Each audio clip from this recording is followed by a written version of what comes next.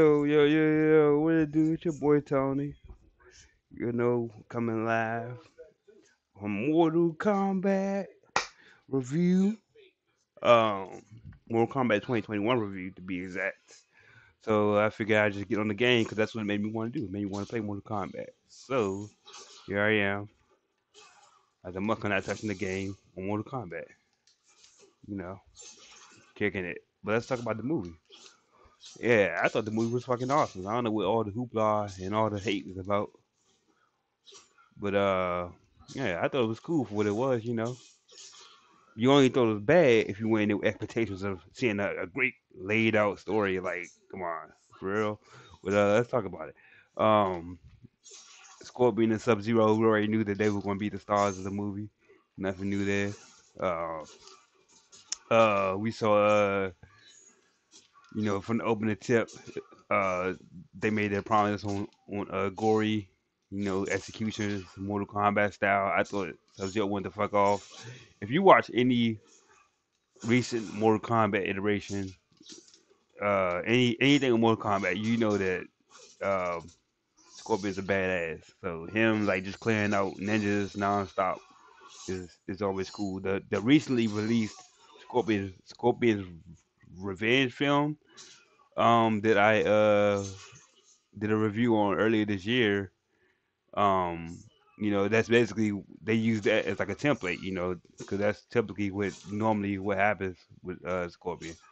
He always gets killed by Bihan, Sub Zero, and let's see what this is right quick.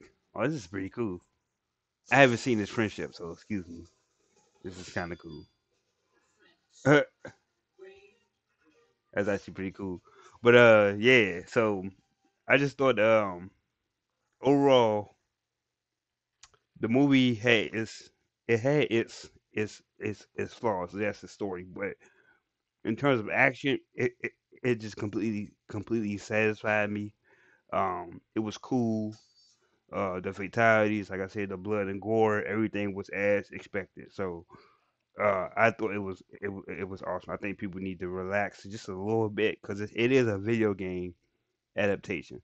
So compared to the other two Mortal Kombat films, Annihilation and the first one, you can't top the first because that's just a classic. With all this cheese and everything, it's just a classic film. Annihilation was terrible though. That was terrible. But I thought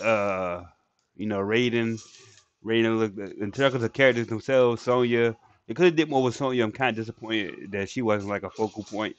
'Cause I think Sonya's a badass character, and actually she's badass in general. Like even in the the Mortal Kombat scope, she's badass.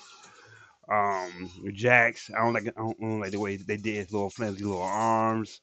But him getting his Arcana. Arcana is the term that they use in the movie for their, their special powers or their abilities, what makes them, champions. So, um, damn, I thought that was a, that was well done to get it to today's audience to get through Arcana. Everybody knows that that's sort of like magic or special abilities. So, the dude, what's his name? Cole, I didn't really care too much for him. I understand that he was mostly a bridge for like new people new to the series or the game or generation. He's like a bridge, somebody that they can connect with. I thought his powers were pretty stupid. I'm not gonna lie. I didn't really care for him when he was on screen. I thought he took away from other important characters or better characters. Time. Um, who else we got? We got oh, so Shang Tsung was awesome. I thought he was cool.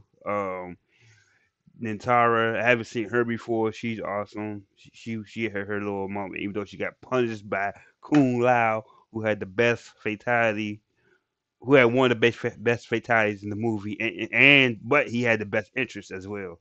He did have the best interest, so that was awesome.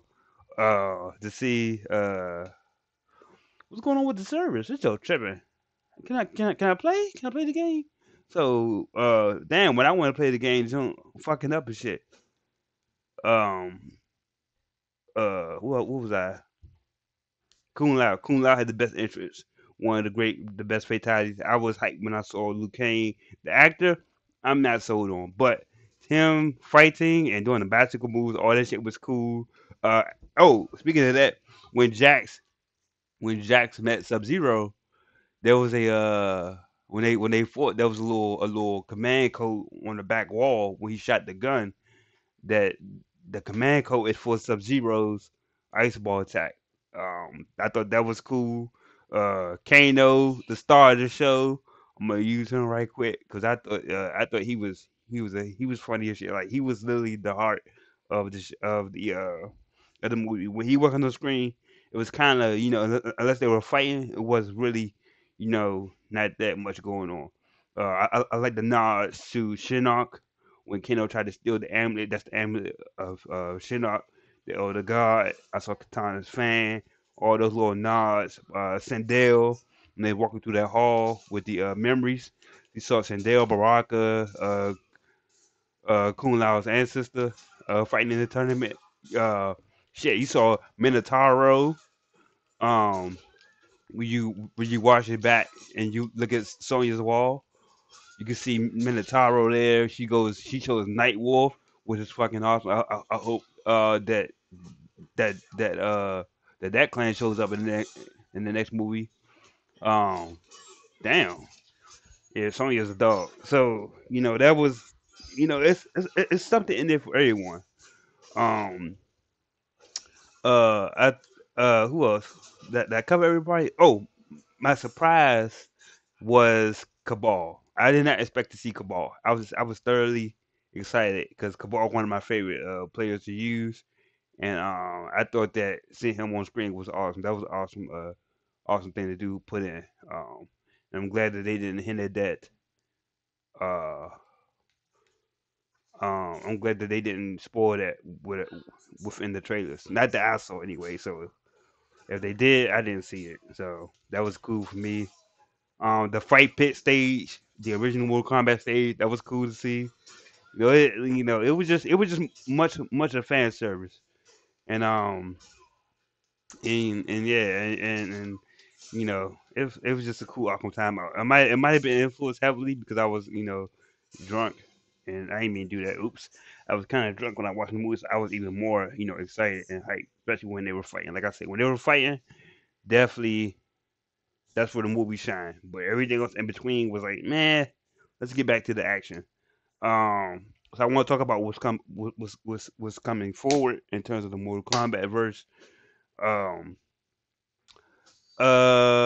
Behind the dude that plays Sub Zero behind. Talk about him for a minute. He signed on for 4 movies, so we know at least a trilogy is coming. Um, we know that uh he will be back and he will be fighting as he will be back as New Cybot. That's his reincarnation or his soul when he comes back from the nether realm. He will be New Cybot. If you notice in the movie, the costume that he was wearing, it wasn't really he was Sub Zero, but he wasn't really like blue. It was more so black. And this is New Cybot right here for those who don't know who he is. He's basically a Spectre. So that's who Sub Zero comes back as. Um, I would like to see Katana. Katana will show up. She's definitely gonna be in the second movie. Obviously, you cannot not have Katana.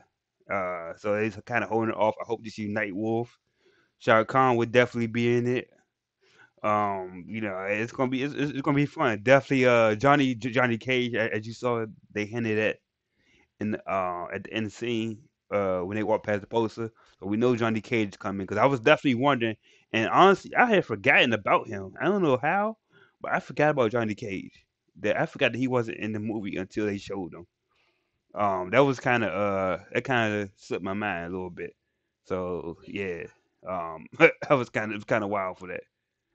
Melina, I'm mad that they basically turned her into a lackey. I didn't like that because Melina is a fucking monster. Like she's literally a monster.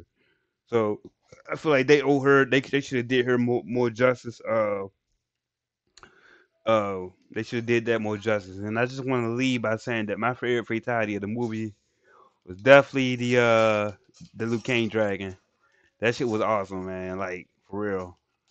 Like that shit was cool. I haven't seen that since like Mortal Kombat 2 or 3, I think, if I can recall right. I don't know when the last time that actual fatality was in the game. So that was cool to see.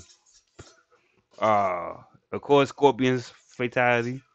Um, um, the uh, the Hellfire fatality. That was awesome. Yeah, that was cool as shit. Uh, I seen it coming. I'm not gonna lie, I did see it coming from like a mile away, but it still doesn't take away from how how cool it was because it was cool as shit. So, uh, yeah. Just overall, my thoughts on Mortal Kombat 2021. We were praying for that trilogy. Uh, I want to say if I had to give it a score, let's see. If I had to score it honestly, from an exciting standpoint, I would give it a 7 because, like I said, more or less, I knew what I was going in for, and I know what I look for, and what I was, because I play the games and I know about the lore and stuff. So, for me, definitely a 7. And I thought, because like I said, the only thing that was wrong with it, honestly, was probably the story, and it wasn't by that much. So, yep. And that's why they should have gave Melina more to work with, because she is that monstrous. That monstrous. So, like I said, Mortal Kombat 2021, definitely a 7 out of 10. Like, subscribe, comment. What were your thoughts, your favorite fatalities? What could they have done better? What should they do better for the next movie? Let me know. Uh, yeah, it's been real. But I do think that everybody should lighten up just a little bit, just a little bit. Don't take Mortal Kombat too seriously. Don't take the movie too seriously. You know, you gotta know what you're going in with and what you going for. Now, if you played the games, that's something different. Then you could be upset. But if you didn't, just talking, mouth for word, because it is a movie, but you gotta have right expectations. So 7 out of 10 for me. It's been real. Tony, Maritime Gaming, my wife Bluntz. I'm out.